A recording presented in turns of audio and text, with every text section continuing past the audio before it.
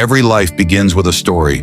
Some begin with love, others begin with unimaginable pain. On a cold and silent night, while the rest of the world slept peacefully, a young woman named Fiona found herself fighting the greatest battle of her life.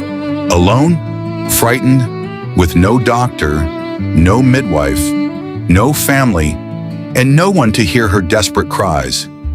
Every contraction felt like a battle between life and death. Every painful breath reminded her that there was no one coming to save her. The walls of the small room became the only witnesses to her suffering. Then, after hours of unbearable pain, a newborn baby's cry finally broke the silence. A tiny, innocent soul had entered the world, a child who had done nothing wrong, yet whose destiny was already surrounded by darkness. That very night, a mother was born, but so was a heartbreaking secret, a secret that would change two lives forever. Would this innocent child ever know love? Would this child ever know where they truly belonged? And perhaps the most painful question of all, would this child ever be given a name? This is not just a story, it is a journey of pain, sacrifice, regret, and hope. This is episode 1.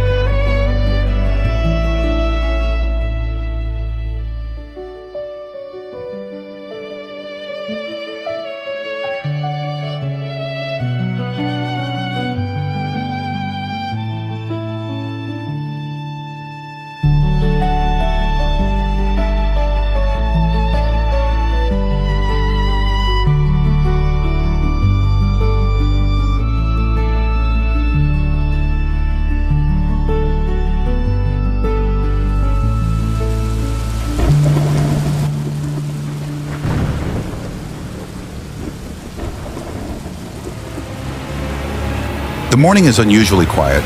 Sunlight enters through the old windows. Fiona, now older and exhausted from years of hardship, quietly sweeps the living room. Her clothes are clean but worn out. She looks tired yet grateful. Karen Joseph walks in from her bedroom with an angry expression. She throws a small bag onto the floor. gani usostilika? Wewe mbona msema kuhifadhi watu misaada huko?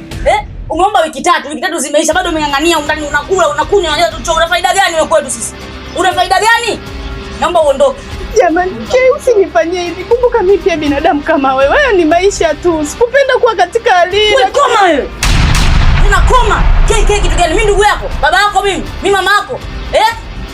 Umekaa umeng'ang'ania siku unakaa tu ndani una faida yote. Naomba uondoke. Usinitafutie matatizo wewe. Sio kama misaada hiyo. Umesikia? Nenda huko katafute sehemu pa kuishi. Sio ndani. Sitaki watu wasio na faida huko. Now let's watch this incredible series until the very end. My name is Ian Aman, and this is Xmation Pictures. We are proud to present this series in high quality for YouTube audiences worldwide. However, all copyrights and ownership of this production belong exclusively to Fiona Mnandi. Sit back, relax, and enjoy the story.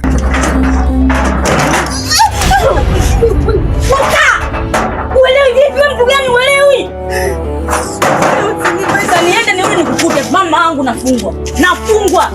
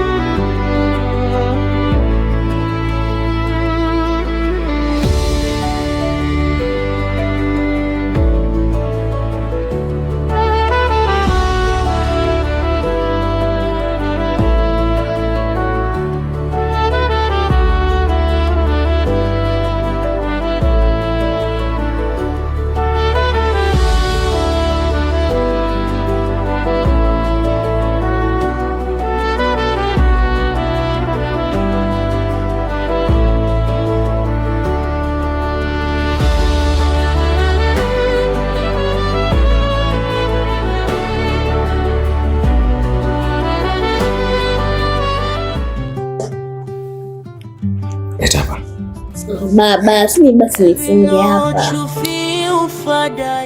Basi. Ukikosa? Mimi ndo mambo yangu yanaanzaje kukosa? Uweze mita. Sina kucheza hilo bofu. Kwa mimi simu yangu ishakuwa bofu sasa. Ya kwanza niweke game la mpira hapa nini? Sasa ya magemu ya mpira ndo hatari. Kuna kijiji nilitaka kupewa ufalme kwa sababu ya magemu kama haya. Baba, unanidanganya mpaka unanipigia fiksi.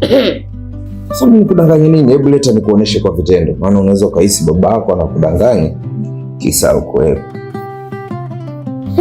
Kumbe unataka kucheza. Nani alikucheza? Huyo mpeleke hapo kwenye goli. Saumia nitishe huyu Mnandi tu, nemba tu mia nisubuhi yote. Kwenye uje kucheza na maiza tu chaji yangu bure.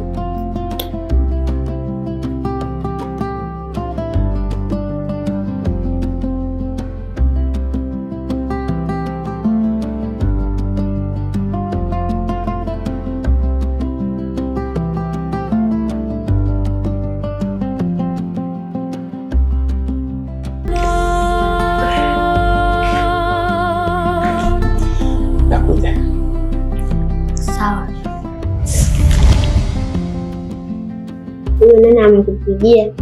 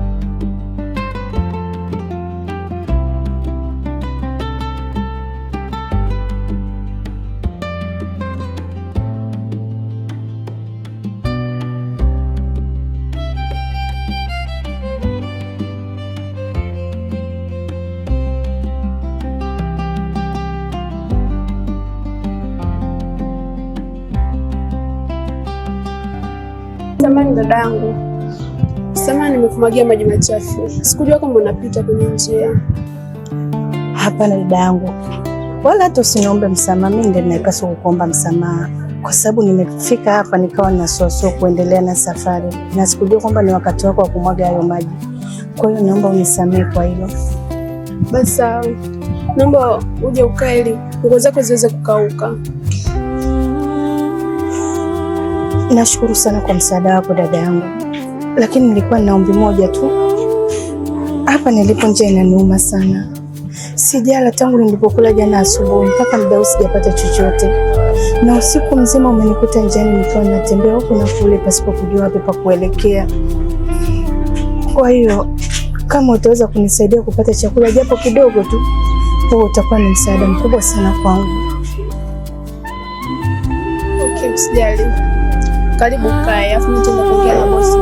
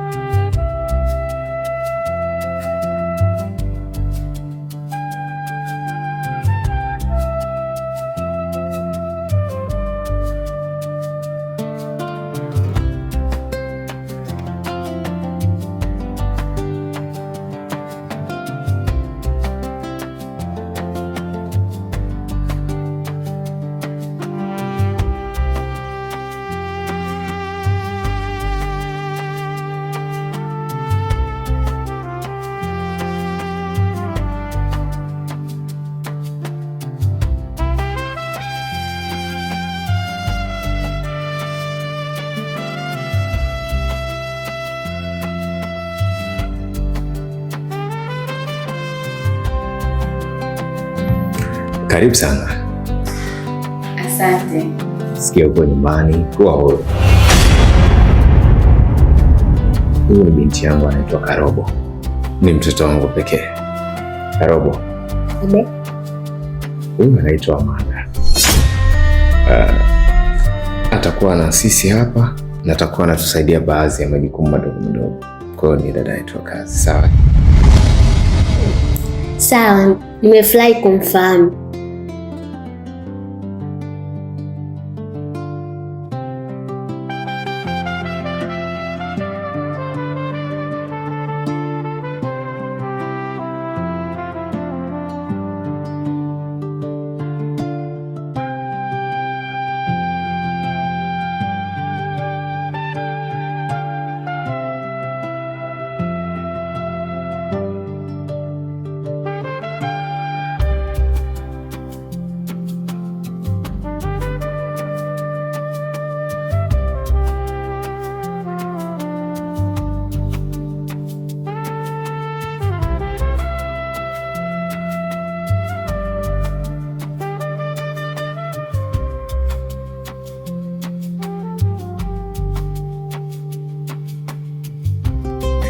Usijali, si unajua tena watoto hawa. Ni mtu mmoja ambaye anapenda sana ucheshi, utani. Kwa hiyo utabidi mzoe. Kuwa na amani. Haya, twende nikakuoneshe chumba chako.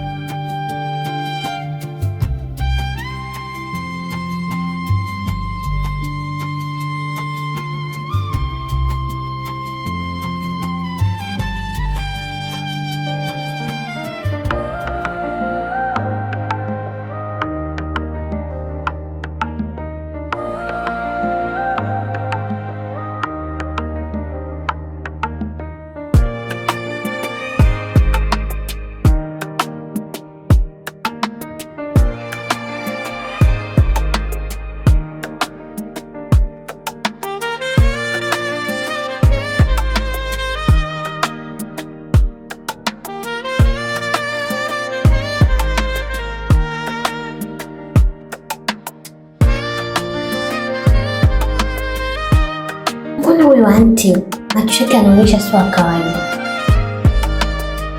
Atakuwa sio mtu mzuri. Kwa staili si atatuua wote humo ndani.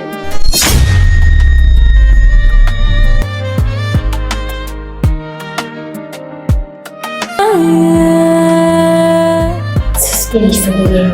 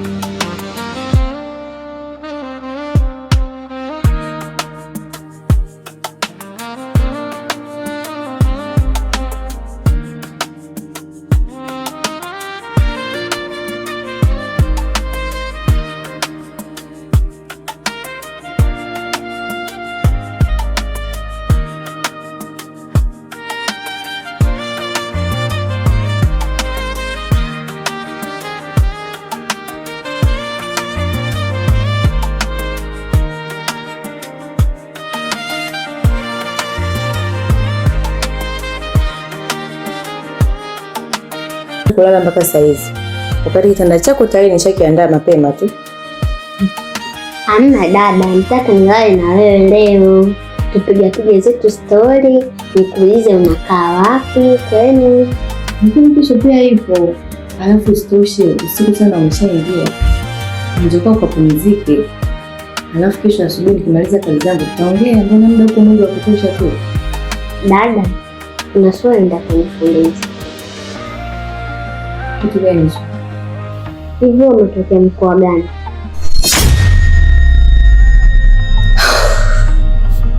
Mimi nimetokea Kigoma. Ndio nyumbani kwetu nilikozaliwa. Kigoma? Ndio. Kwani kuna shida? Kwa nini umeshtuka kusikia Kigoma? Nimekuuliza tu. Ndio, karibu. Asante. Nawe karibu kwetu. Nipo. Nishafika. Na nitaendelea kuwepo sana. Nenda kaoga. Nenda kajimwagie ulale.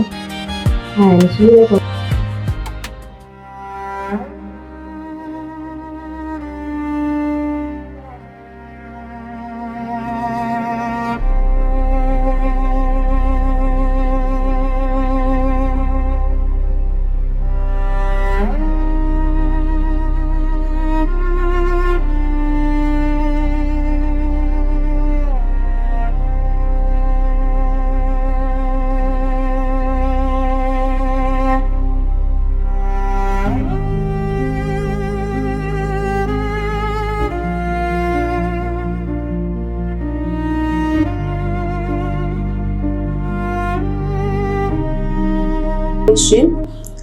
pia ndo tutakuwa tunakaa kwa pamoja.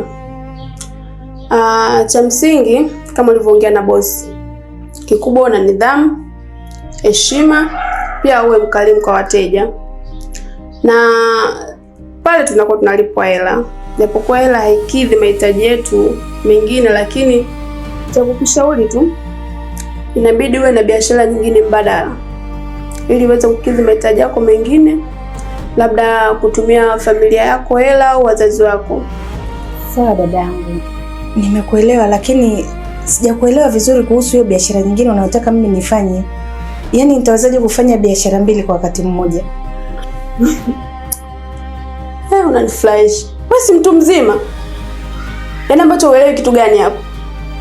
Alafu kwangu mimi ulikuwa ushauri tu kwako. Sasa utachagua ufuate au upuuzie.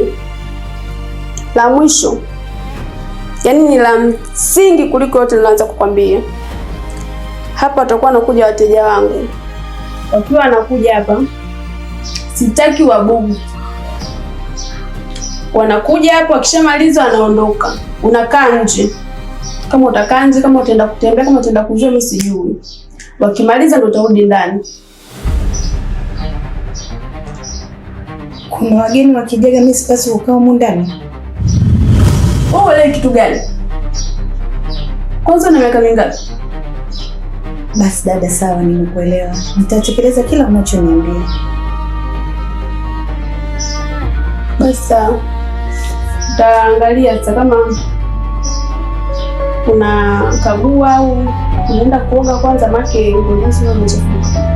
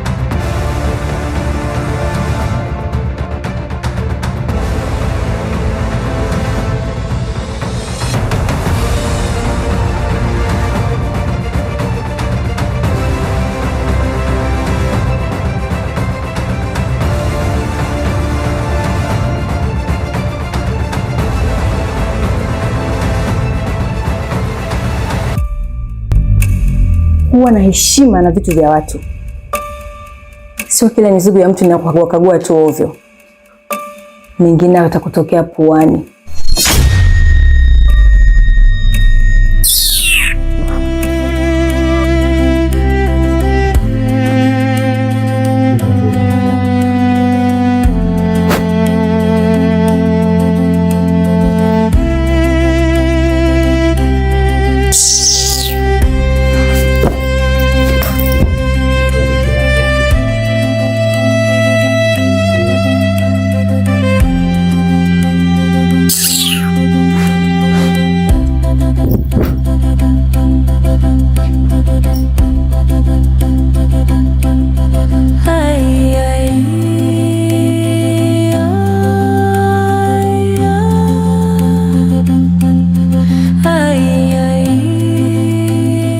I see you.